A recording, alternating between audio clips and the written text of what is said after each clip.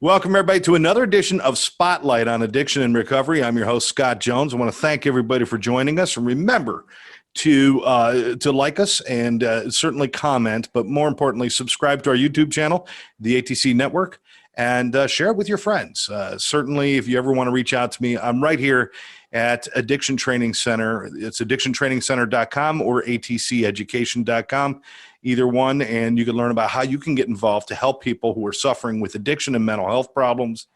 Stop just talking about it. Let's do something about it. We've got the way to do that. So check in with us. But I'm just excited. I'm rushing through this because I'm excited. I want to get to the guests because this is a gentleman that I met a short while ago on another show, and I just couldn't wait to get him here on our show and talk to him some more about what he's doing. His name is Kiosh Iselin, and he is the founder of, can I say founder? Is that right? I am the founder, yes. He is the founder of the Desire Clinic. Now, if the name itself doesn't do it for you, we'll go more into it. But that should be a loan for people. That should be it. The Desire Clinic. It's clickbait. Clickbait. I never intended it to be clickbait. I'll tell you how I got to the name, but please do. It ended up. Well, I ended up.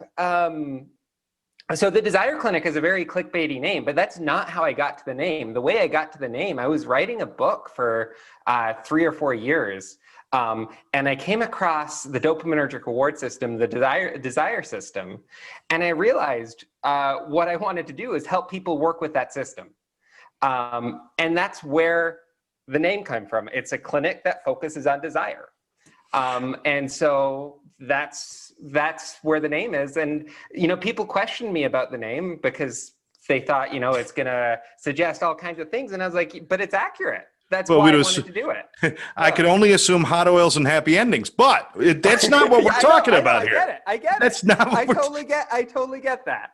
Now, you mentioned, I just want to dummy it down for a minute, just because sometimes dopaminergic pathway and all, we're talking about dopamine, really. And it's about the flow of dopamine in the brain. And that's when we simplify things down. And that is really what kind of caught you and brought you into this, is understanding, how dopamine drives us and how we run to dopamine. I mean, it's kind of like this twisted relationship we have with dopamine. It drives us towards things, and it's also, we chase it. So it's a strange relationship, isn't it? It is a powerful relationship that is responsible for the large majority of goal-directed human behavior. And that's just a fancy way of saying it's responsible for almost everything we do. Yeah, there we go. Yeah. And people who suffer from addictions get to experience this system from a particular perspective that is astonishingly damaging. But that doesn't mean that this system, A, isn't powerful, and B, that this system is the enemy. In fact, if we understand how the system works, I think we need to work with it to get to where any of us want to go. Yeah, and one of the problems is obviously with addiction. I mean, it damages the dopamine pathway to a point where, I mean, any addict out there, the easiest way to explain it is your first high is a whole lot different than years later your next high, your last high, I should say, because you've now damaged that dopamine pathway enough where you're not feeling that pleasure anymore. So the one thing you're chasing, you're actually hurting. Is that kind of a good way to say it? It's true. And here's the main power that this system has in the brain that's underappreciated. So when we evolved, we had to figure out what was the most important thing to do at any given moment in time. The dopaminergic reward system works. Every species has it. Every vertebrate species has it. And they have to determine what to do at any given moment of time. Now, for humans, one of the most valuable things that we have is our big brain. And we have to somehow decide what to think about. Now, what the dopaminergic reward system does is it focuses our attention on whatever releases the most amount of dopamine. Okay. So it has a large impact on what we think about, which is really, really important in a drug addiction, because what happens to the drug addict is they start to focus more and more on the drug, and they stop focusing on everything else around it. And so it serves this pivotal function in the brain. You can be the smartest person alive, But if you're thinking about the wrong things, if you're thinking about how to get your next hit, you can come up with all these creative solutions, but if you're thinking about the wrong thing, it doesn't matter. And so that's why the system is so important. That makes a lot of sense, but let's break it down and get away from addiction for a moment, because addiction is kind of like that extreme case. And I know you deal with it at times with the Desire Clinic. And of course I deal with it every day. But this is about regular human behavior and learned behaviors and patterns and everything else that we set up for ourselves. And some are unhealthy and some are healthy. But before I even ask the question I'm about to ask you, I just want to tell everybody, first of all, you're a master's in physical therapy, a master's in political science. Is that correct? Mm-hmm. The Mayo Clinic trained wellness coach. So you're like a classic underachiever, right? Classic underachiever. Why? No, I mean, all those things just happened, man. I didn't intend to do all those things, but they happened. So this isn't what you wanted to be when you grew up. You didn't run around playing wellness coach in the neighborhood. We could go into that pathway. No, I mean, my dad was a spiritual teacher, and all I wanted to do was actually just make real changes in the world. That was my pathway. And then first it was politics, and then I was like, you know what, then exercise, and now the Desire Clinic. So, and I think you're onto something that more people should pay attention to. Thank you. Because it doesn't. Let's talk about like something that everybody can get behind. And we'll talk about like food and exercise or getting fit. Okay. Yes. That's something everybody can get behind, except for some of those. I mean, there are people out there. I hate them. I don't even talk to them. People who are thin and fit without trying. Those people, I hate them. All right. They just fair. And yeah. They don't know my pain. I don't like them. But somebody like me, or most normal people, most everybody has got this point where they say, okay, I got to stop eating pizza and SpaghettiOs, and I got to start getting fit, and I got to start eating salads, and not just salads, but just pay more attention and maybe go to the gym every day, or at least take a walk every day. But it is so difficult. Now, the desire, if I can use the word desire, the desire is there. I want to be fit. But why am I not driven? Why is there so much resistance in my brain and my body to do the things that are right, even if I really want it? Is this kind of what we're talking about with the Desire Clinic? It's absolutely what we're talking about. And I have some answers for you where the disconnect is, right? Okay. Because when it comes to health, what we tend to focus on is knowledge and the cerebral cortex. The cerebral cortex is the thing that goes on top of the desire system. It's where all our smartness is. And so that want that you're describing is an intelligence that is a human intelligence, but it's not connected to the desire as much as it could be. Mm-hmm. And so if you're going to the gym because it's healthy, that's not really doing it because you want to do it. That's doing it because you think you're supposed to do it. And so what we need to do is we need to find ways of reconnecting all the things that are meaningful to us to what is healthy. Okay. And that's a fancy way of saying it. So in health, there are so many different ways of approaching this, right? So the first with dieting and nutrition, what we focused on is knowledge. These are the things you're supposed to be eating. Right. That's what we focused on. If you go to a nutritionist, they'll tell you what to eat. And the problem with learning that way is there's something in the back of your brain's automatically going, I don't want to do that. Oh my God. Or Brussels sprouts suck. I don't want to eat those. And we start making judgments already while we're getting that education. Absolutely. Because the education is happening in the cerebral cortex. The desire system's like, I'm not so sure about this. Yeah. Because the desire system, historically speaking, was the health authority. This is the system that was there to drive us towards whatever the body needed. Okay. And so there's a disagreement between what the cerebral cortex says and the desire system says. The desire system will have an opinion on that. And it will express its opinion in all kinds of ways in terms of feeling, what you think about, all of those things. And so the disconnect starts from how we talk about food. We think the way to get to a healthier diet is to talk about the information about food. Right. In my humble opinion, the way to get to eating a healthier diet is talking about how delicious food is.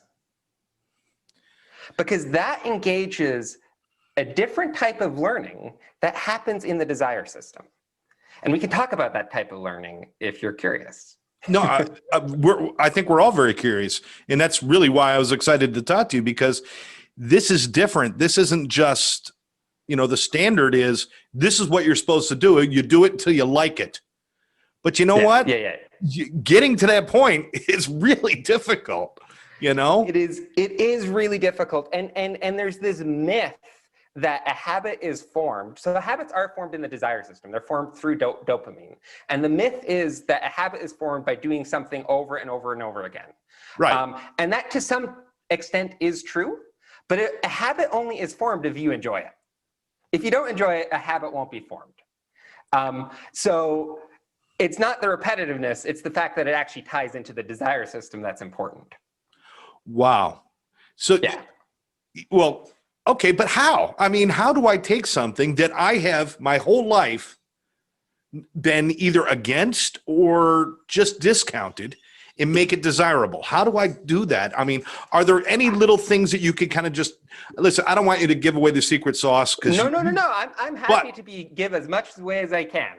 And I love that. But, maybe there's something that you can kind of show us some sort of little exercise or mantra. I don't know. What are we talking about here?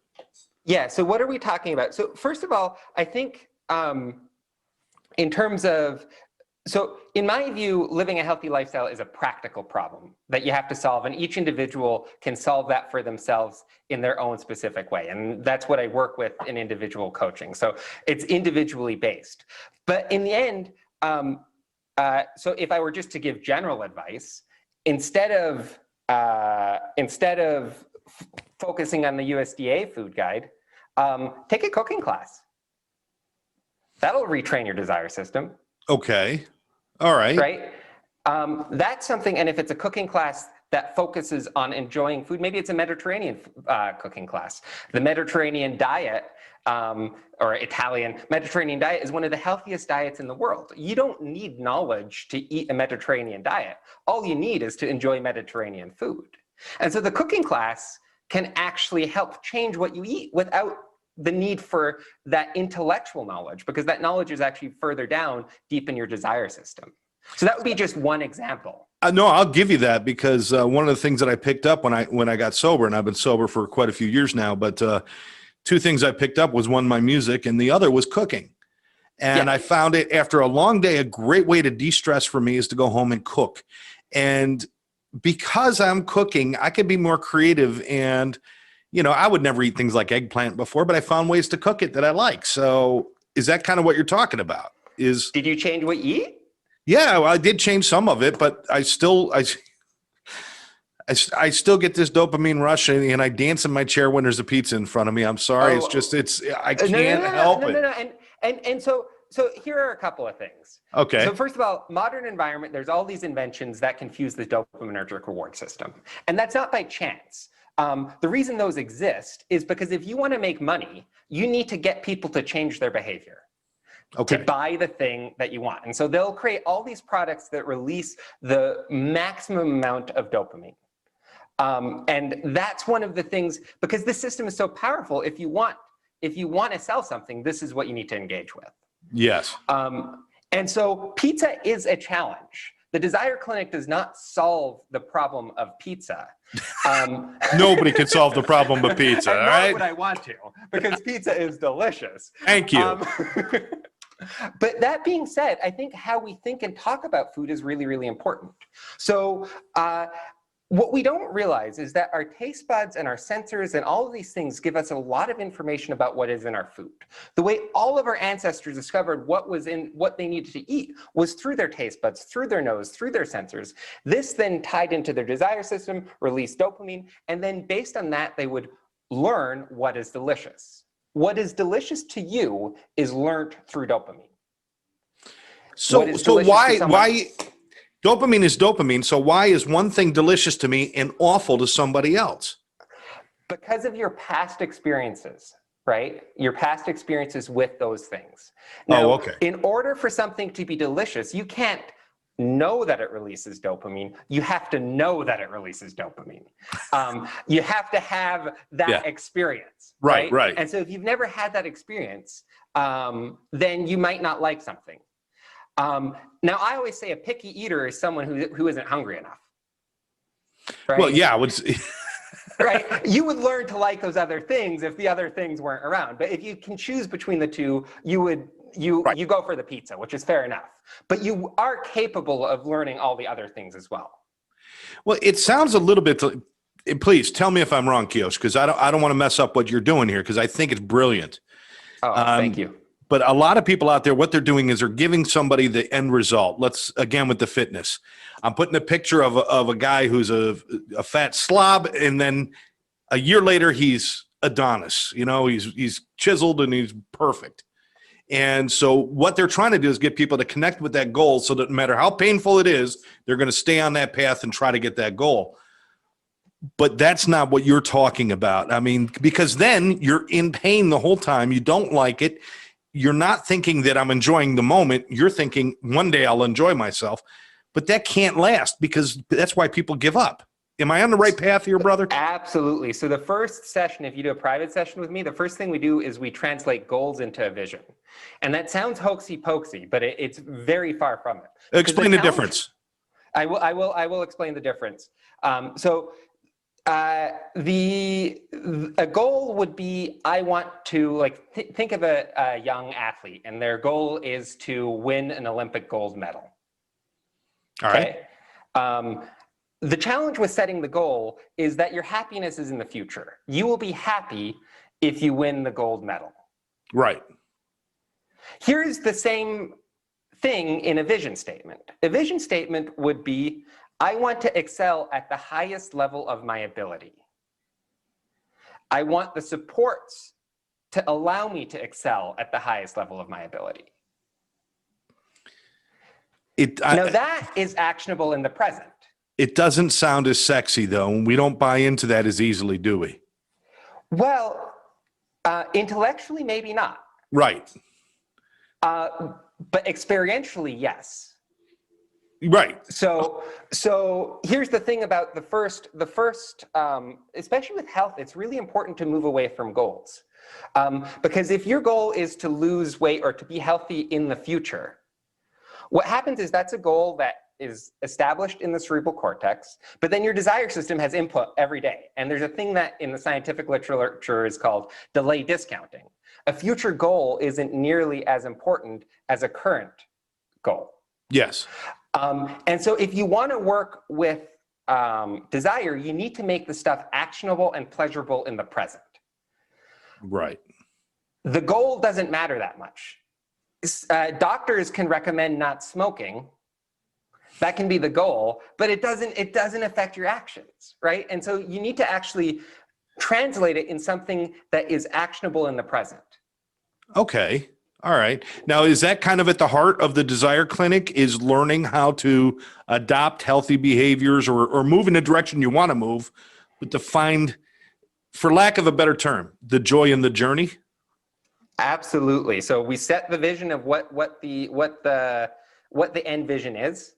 And it's really important you get that vision right, okay, or at least accurate. So I think the conventional ideal of health is some 20-year-old fit person at the gym drinking smoothies.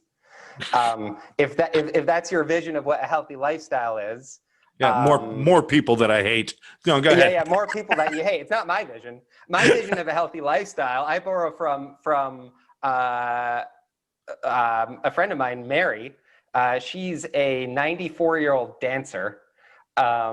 She's legally blind, and she dances 5 or 6 days a week. She never even talks about it. I sat down with her and I asked her if I could interview about a book on health. And she said, "Why would you want to interview me about health? I know nothing about it." But she knows about joy. She knows about joy, though. She knows about joy. And so we've got this overall vision. Yeah. It's a very different vision than the conventional vision, and that vision can be specific to you. And then how do we actually, because the problem with the gym smoothie eating vision is it actually doesn't it doesn't tie into the desire system as much as the other vision. And so a lot of the vision statements is I want to eat delicious food that nourishes my body. Okay. All right. That would be a vision statement, right? And then, okay, how do we make that a practical reality? Okay. And there's all kinds of things. Like once you understand how the desire system works, there's so many different ways. I mean, you talk about the habit loop, you talk about, so like your cues in your environment matter. There's cooking classes, I mean, I can talk to you a lot more about how I think about nutrition and deliciousness as well, if that's something you're interested everything. in. Listen, Everything. I want people to know let me tell you something. I help a lot of people as much as I can with alcohol and addiction and other problems, mental health. But the one thing I can't help them find is their own goal and happiness.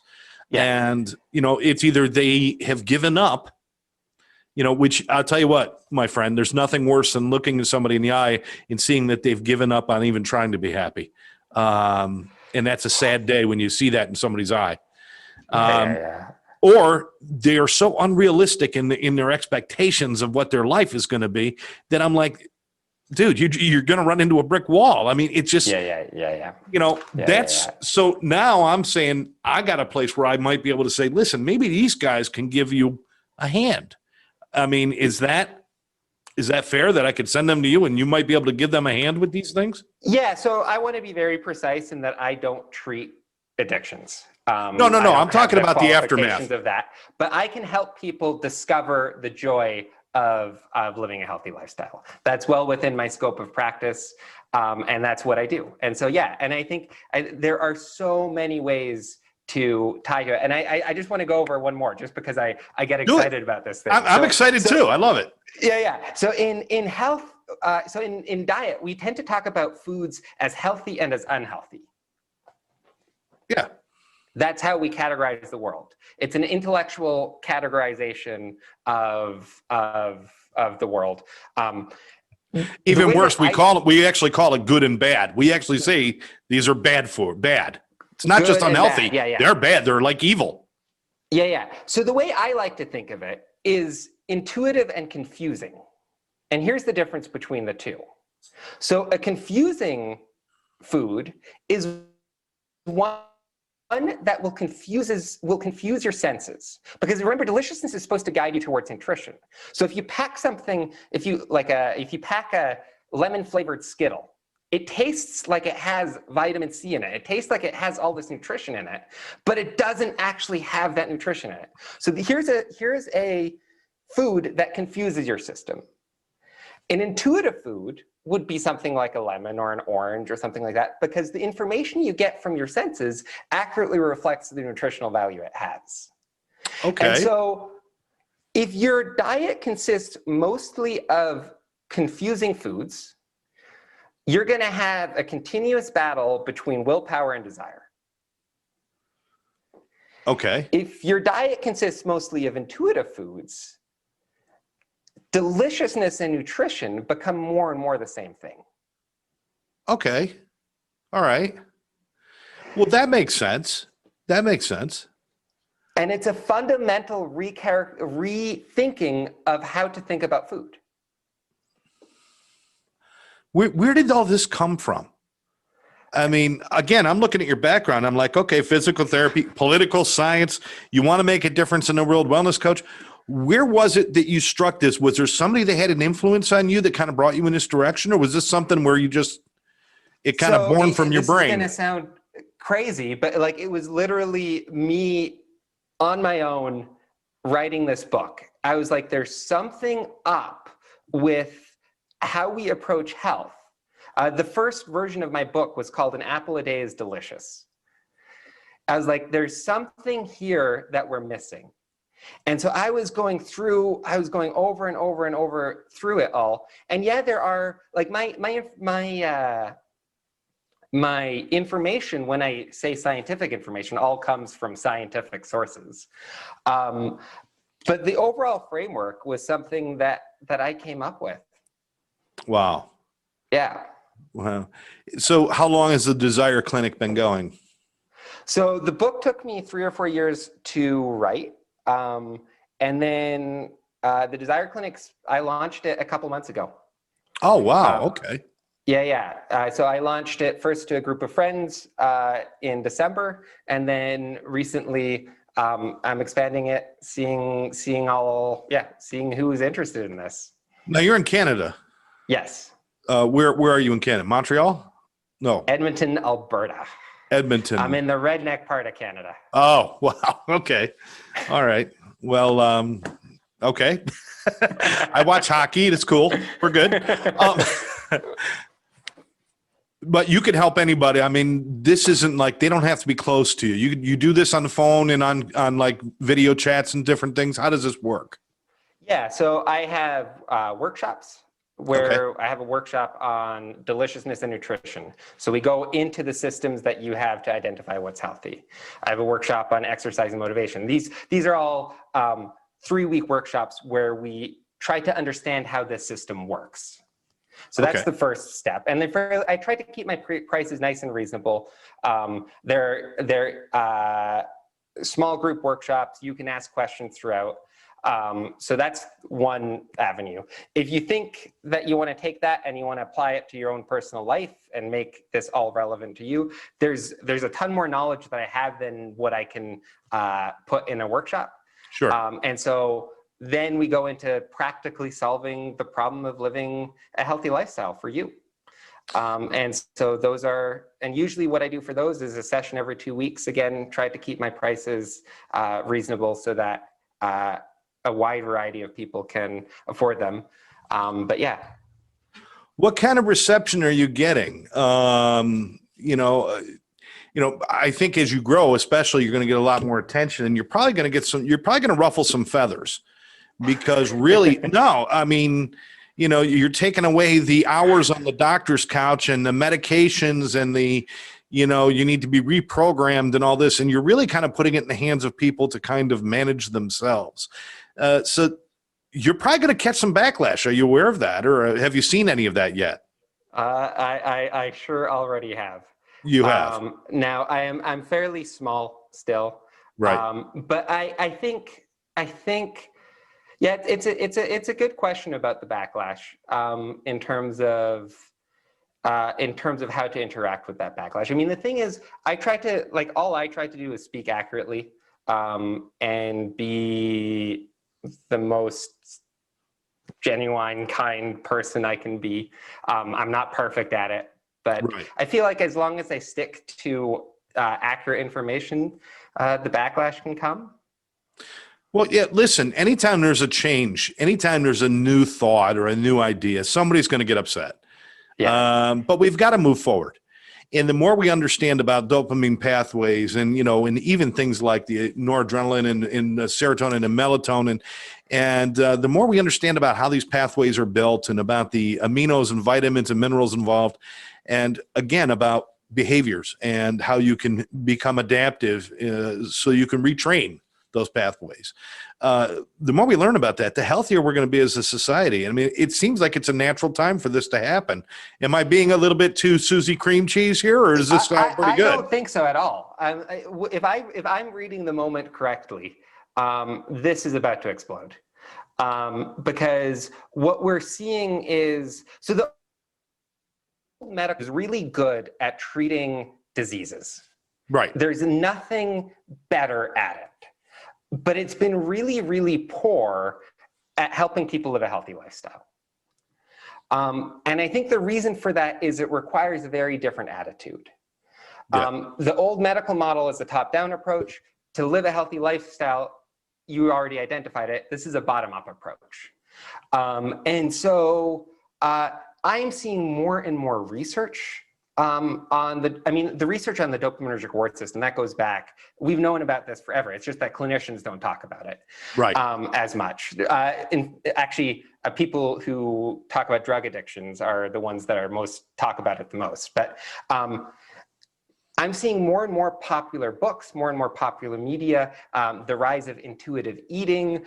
There's a whole wave coming because it's undeniable as far as I'm aware, that most human behavior is initiated from the desire system out, from the dopaminergic system out. And if we just ignore it, we're not going to get the changes that we want. You know what? I totally agree, my friend. I think that it's exciting what you guys are doing, what you specifically are doing. I'm very glad that you had the courage to put pen to paper and put it out there. Oh, thank you. And I just want to ask you, I mean, I know you can't, HIPAA and everything else, and it does apply when you speak to somebody, it becomes confidential and everything. But can you share in a general sense, have you had any experiences where you've worked with somebody and you've been, wow, I'm so glad I was a part of that miracle or to see that change? Oh my God. Can you give us any examples without names?